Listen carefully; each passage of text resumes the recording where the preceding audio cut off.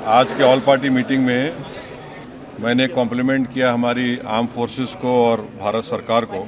एक international campaign हमको चलाना चाहिए टीआरएफ के खिलाफ। हमको यूनाइटेड स्टेट्स ऑफ अमेरिका को ये बताना है कि वो अपने ही मुल्क में इसको फॉरेन टेररिस्ट ऑर्गेनाइजेशन डिजिग्नेट करे। कश्मीर में गवर्नमेंट को के पास एक बहुत सुनहरा मौका है, तारीखी मौका है कि वो यकीनन पाकिस्तान को कन्फ्रंट करें मगर कश्मीरियों को अडॉप्ट करें।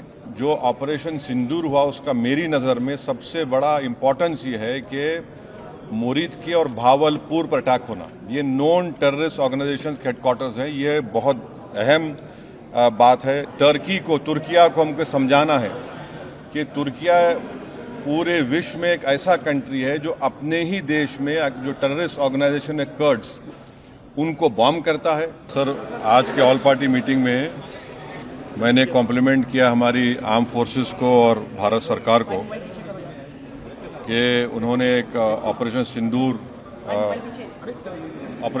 को अंजाम दिया।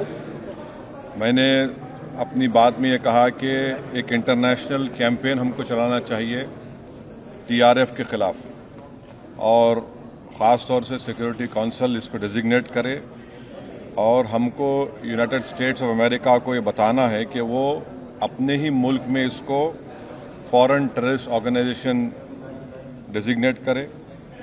और क्योंकि आप देखेंगे फरवरी 2025 में हाफिज़ सईद के बेटे हाफिज़ अब्दुल रऊफ़ की एक स्पीच है पीओके में, जिसमें उसने कहा कि 2025 तमाम साल हम लोग जिहाद करेंगे।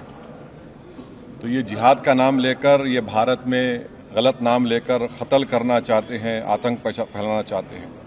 तो यूएस को हम रिक्वेस्ट करें, उनको लॉबी करें कि ये टीआरएफ को एक फॉरेन टेररिस्ट ऑर्गेनाइजेशन बनाए, पाकिस्तान को एफएटीएफ के ग्रे लिस्ट में डाला जाए। यूनाइटेड किंगडम से हमने ट्रेड डील किया है, अब क्या क्या बहुत सी चीज़ें कम हो जाएंगी, टैरिफ कम होगा। तो हम यूके गवर्नमेंट से कहें कि वो भी टीआरएफ को बैन करें और यूके ट्रेजरी पाकिस्तान को सैंक्शन करे। यूनाइटेड स्टेट्स से हम ट्रेड डील करने जा रहे हैं और यूएस प्रेसिडेंट ने कहा कि ज़ीरो टैरिफ होगा एग्रीकल्चर पर।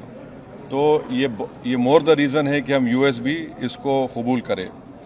अब कश्मीर में गवर्नमेंट को के पास एक बहुत सुनहरा मौका है, तारीखी मौका है कि वो यकीनन पाकिस्तान को कन्फ्रंट करें मगर कश्मीरियों को अडॉप्ट करें।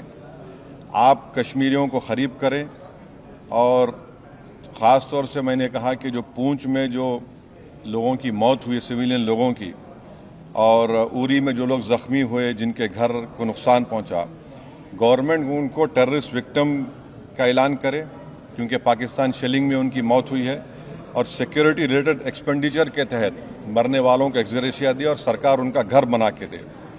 और मैंने कहा कि साउथ कश्मीर में गवर्नमेंट को बहुत एहतियात से काम करने की ज़रूरत है। वहाँ के यूथ को हमको ख़रीब करना है। और जो ऑपरेशन सिंदूर हुआ उसका मेरी नज़र में सबसे बड़ा इम्पोर्टेंस ये है कि मुरीद के और भावलपुर पर अटैक होना, ये नॉन टेररिस्ट ऑर्गेनाइजेशन के हेडक्वार्टर्स हैं। ये बहुत अहम बात है जिसको हमको समझने की ज़रूरत है। मिलिट्री स्ट्रेटजी वाइज आप देखेंगे अब हमारे देश के लिए दो फ्रंट हॉस्टिलिटी होगी, एलएसी और एलओसी पर। इसलिए कि जब 2016 में उरी हुआ, 2019 में हम बालाकोट किए, आज हमारी 50,000 फौज गलवान और पे बैठी हुई है। तो ये टू फ्रंट हॉस्टिलिटी को हमको देखने की ज़रूरत है। चाइना से हम इतना एक्सपोर्ट कर रहे हैं, इंपोर्ट से ज़्यादा चाइना से इतना इंपोर्ट कर रहे हैं, एक्सपोर्ट से ज़्यादा हो रहा है। तो हम चाइना पर भी इम्प्रेस करें कि वो पाकिस्तान को, टीआरएफ को, जितने टेररिस्ट वांटेड हैं इंडिया, उसको हवाले करें।